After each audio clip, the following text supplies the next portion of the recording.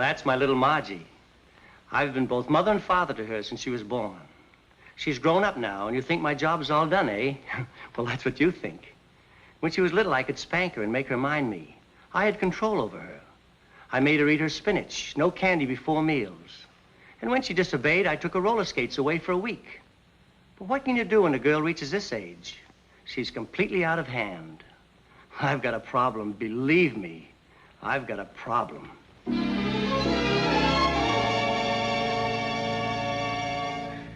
That's my father. I've raised him from childhood. That is, my childhood. He's nearly 50 now, and you'd think he'd settle down, wouldn't you? Well, that's what you think. Today, he looks better in shorts on a tennis court than fellas 25. Girls wink at him, and what's worse, he winks back at them. I want a nice, old, comfortable father. I try to look after him, but he just won't settle down. I've got a problem, believe me, I've got a problem.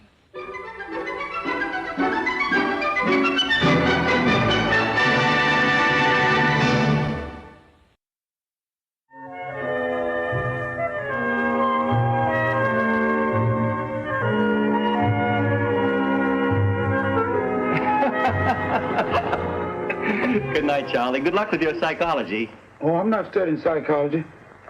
This book's rated something. The biggest seller of the month. I sure wish you'd read it, Mr. Albright. You want me to read it? Why? What's it about? That's why I want you to read it, so you can explain it to me. Did you have a good time tonight? Uh-huh. Did you? Well, to coin a hip phrase, it was real George. What a band. How'd you like my getting to play our song? Our song? Every time you hear our song, we have to dance. And of all the songs in the world, why does ours have to be Tiger Rag? Because it's like us. It's alive. It'd be a miracle if we stay that way, dancing to Tiger Rag.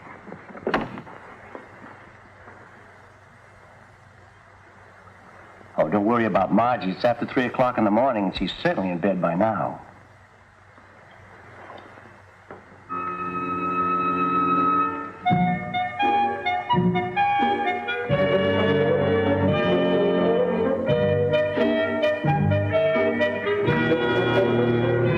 Good night. Good night, darling.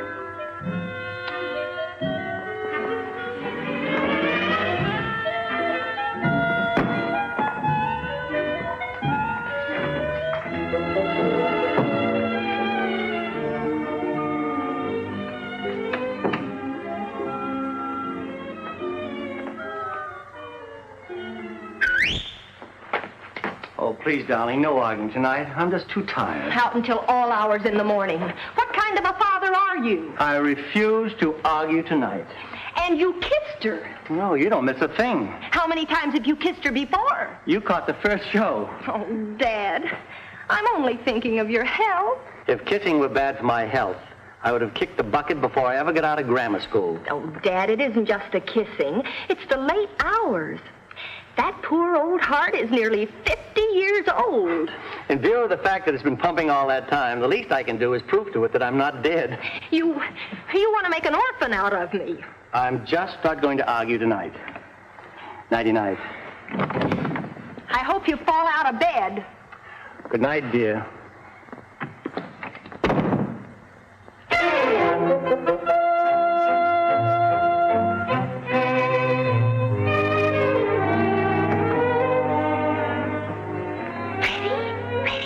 Here I am. I was right. I knew I heard the elevator door. I gotta get out of here.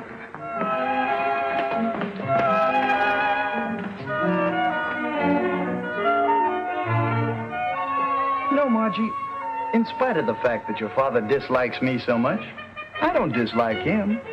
I kind of feel sorry for the old fella. Who knows? Maybe I'll be the same way when I'm looking back on my faded youth. Well, you can start fading right now and don't bother looking back. Good night, Margie. Good night, Mr. Albright.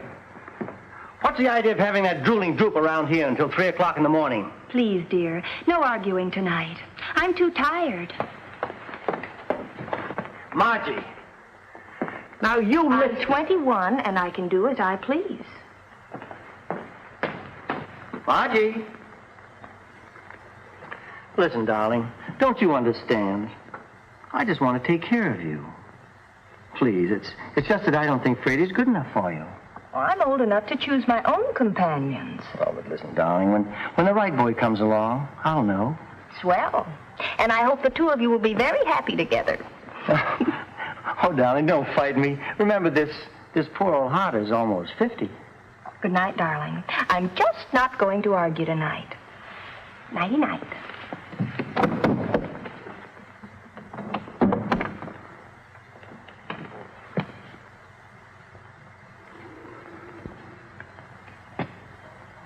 Oh, Margie.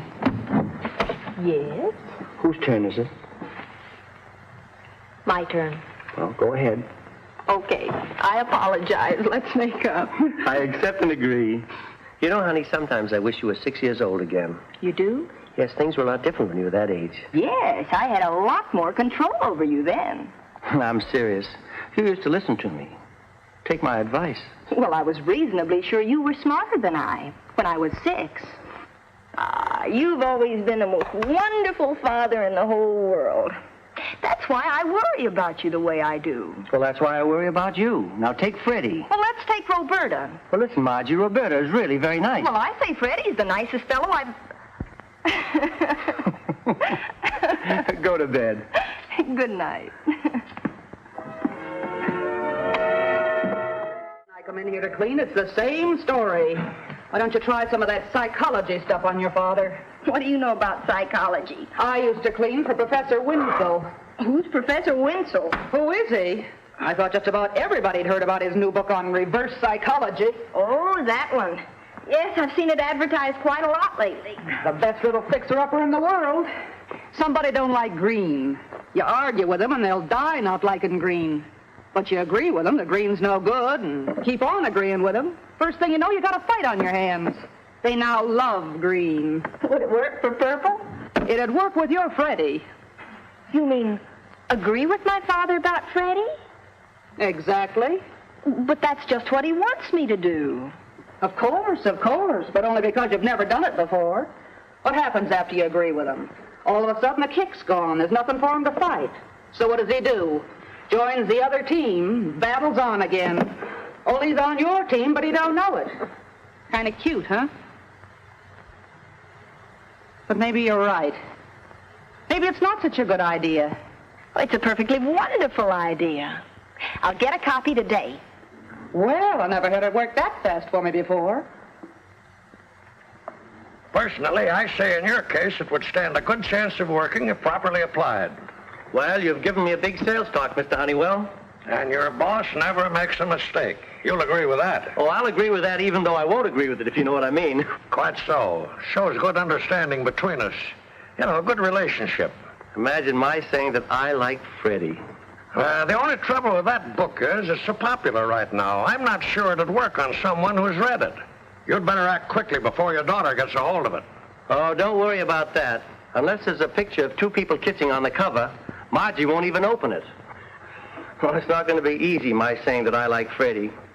But if it's the only way that I can get Margie to say she dislikes him... Mr. Honeywell. Yes? Mr. Honeywell, I like Freddie. Yes, sir. Fine boy, that Freddie. Very convincing, all right. Very convincing.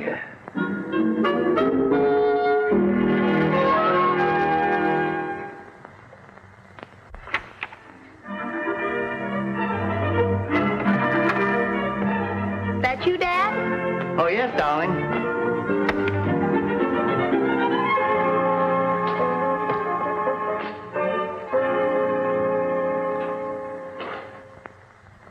You're home early. I've got your martini waiting. Dad, what's with the arm? And your shoulder, it's all hunched up. Well, this is hard to believe, but I ran into a new client today, a lady wrestler, and I had to straight arm my way out. Knowing you, I almost do believe it. Seriously, Dad, at your age, you could have arthritis or bursitis. A little cocktailitis is what I'm interested in, okay? Okay, coming right up.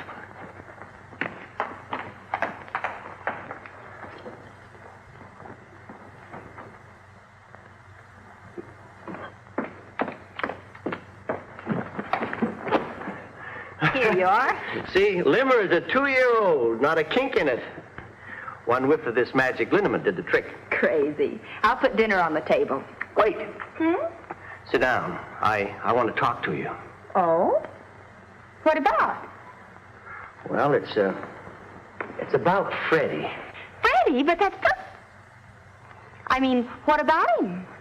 Well, I've been doing a lot of serious reading. Oh, I mean, thinking about him today. Me too. And I've decided that... Just a minute. What I want to say is that I think that maybe I've been a little unkind to Freddie. Oh, Dad, you're just sorry because you think you've hurt me. Oh, it's not that at all. I really think I've been very unfair. Oh, please, stop feeling sorry for me. The truth of the matter is, I've defended him too much. It's beginning to work already. She's starting to agree with me. Well, why shouldn't you defend him when you know what a fine fellow he really is? He actually said Freddie's a nice fellow, and I barely started working on him. It's the way you defended him that's made me see the light. Dad, stick to your own convictions. I know you wouldn't have said the things you said if they weren't true. I think you summed him up best when you said he's a cross between a drip and a droop. Oh, I was wrong, Margie. He's not a drip or a droop. He's the drippiest droop I ever saw. What a jelly-livered excuse for a human male. Why, if he'd had any backbone, he'd have punched you in the nose long ago for some of the things you've said to him. Ah, but dear, don't bother to make that particular point to Freddie. You know, I think I'll call him up right now and tell him not to come around anymore. Oh, don't do that. Call him up and tell him to come over tonight. Well, if you say so, I will. I'd like to tell him I'm through in person. Oh, but won't you reconsider? Dad, my mind's made up. Well, I guess I've done all I can. I seldom ever win an argument with you. Freddie, poor kid. It was so simple, it's almost unbelievable. I never would have believed she'd fall for it so completely. Hook, line, and sinker.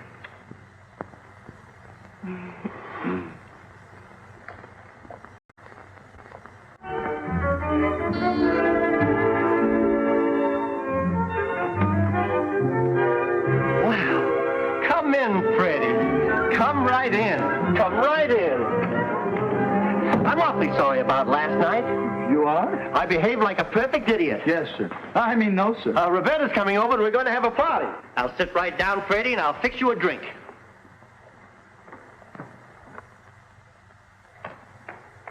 Oh, hi, Margie. Take your hands off me.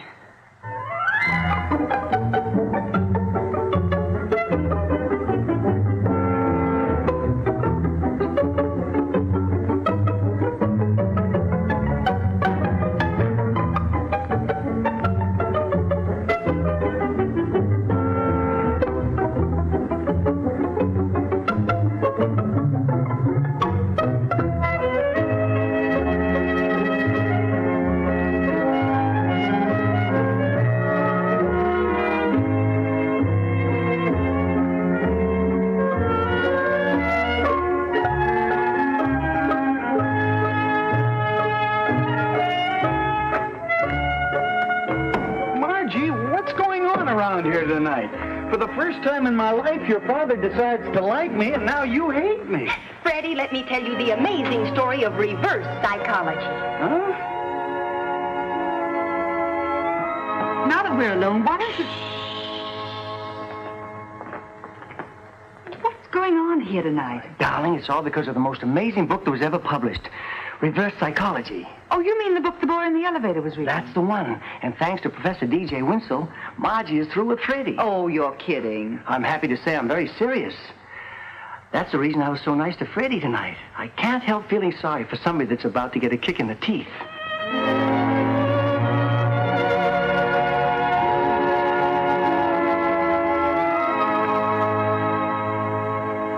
Mighty fine dogs, Mr. Honeywell. Thanks, all right. I think I'll grab off a few more blue ribbons this year. Say, why don't you come on up to New Haven with me? You just might enjoy that show. Couldn't possibly. I'm taking Miss Townsend to the theater tonight. Not many bosses that take no for an answer. Good understanding between us, all right. Good relationship. Ah, Miss Townsend, I was just leaving. Come in, come in. Thank you, Mr. Honeywell. Nice of you to drop in, dear. All set for tonight? That's what I came over to talk to you about. I can't make it. Huh?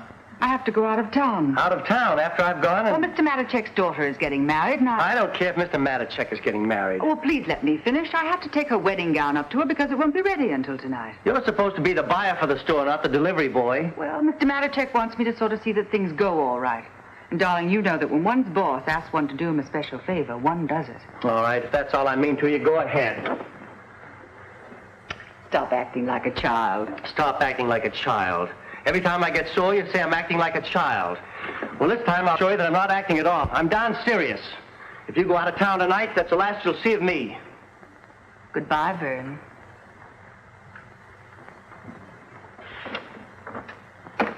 Goodbye. Goodbye. You don't have to pretend. I know you haven't left the room.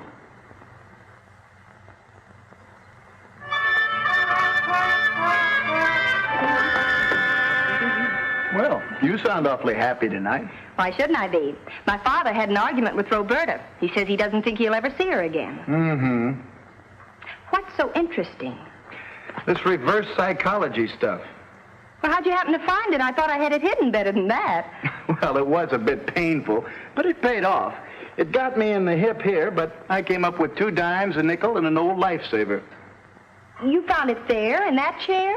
Yeah. But I had it hidden over here. Oh, what a stoop I've been. Now I understand about last night. And tonight, too. What do you mean, and tonight, too? That business he gave me about breaking up with Roberta. How do you like that? Pulling reverse psychology on me. Just wait till he gets back. Gets back? Where is he? I'm not sure now. He said he was going up to New Haven to a dog show with Mr. Honeywell, but he's probably out with Roberta. Come on, let's go.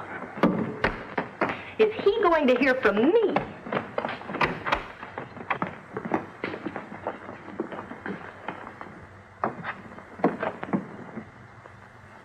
Looks like she's going somewhere. Maybe they did have a fight. No, I'll carry this, Charlie. No wrinkles for this bride.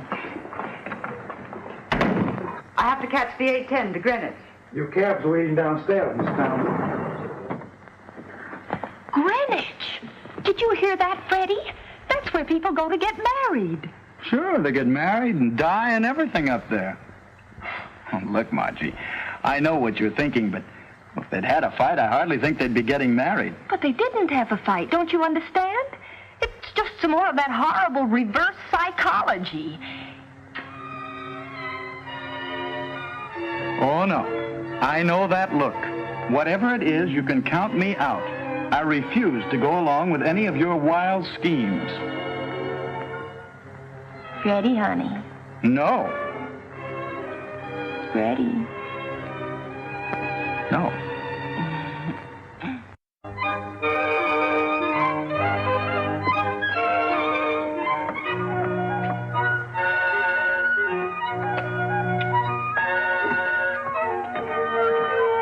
I'm going up in the baggage car to see how my dogs are getting along. I'll meet you in the compartment later. Fine.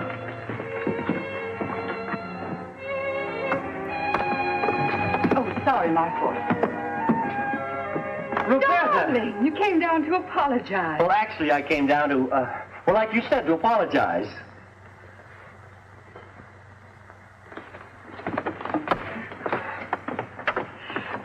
I'm so glad to see you. Margie, be reasonable, will you? Your father's with Mr. Honeywell, probably on some other train miles away. This is silly, running up and down like this, looking in window... Uh-oh. Let's get out of here. No! All aboard!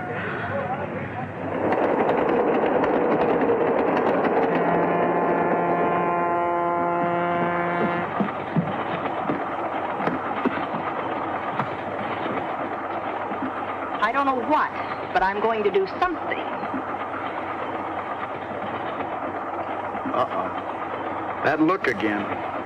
Well, the train couldn't be doing over 80. I think I'll play safe and jump off. But Freddie, honey. Every time you want something, you say, Freddie, honey. Freddie. And you say, Freddie. And you do that, and I always do this.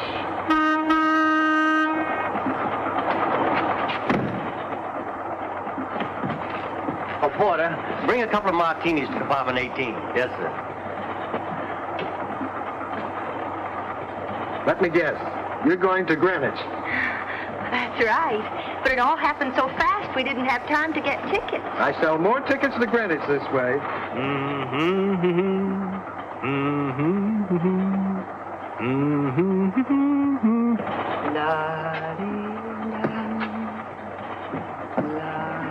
Roberta. What's the matter? You've got to help me. We've got to stop them. Stop who? Hurry, they're eloping. Who's eloping? Both of them in the next car. I don't know what to do. I'm all mixed up. You're mixed up. You should be on this end of the conversation. Now sit down and tell me all about it. Who was eloping in the next car? Margie and Freddie. Margie and Freddie? Well, 3 cheers for reverse psychology. What? Good for them. So that's the kind of help I came all the way back here to get. Well, thank you very much. I'll handle this myself.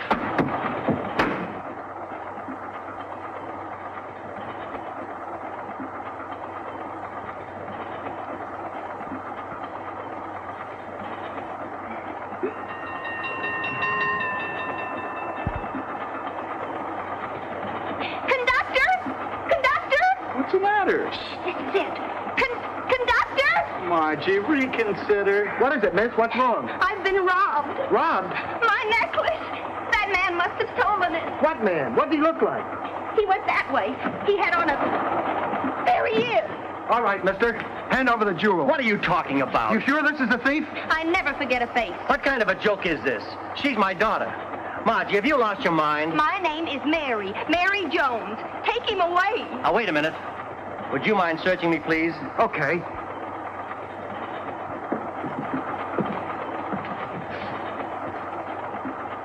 You see, I don't have any jewels. Well, there's somebody that knows me. Tell him who I am. Who, me? Yes, go ahead and tell him. Oh, I never saw you before in my life. So you're in on it too, eh? Well, there's somebody on this train who'll identify me. Hey, get back here. Catch him! Hey, don't let him get away!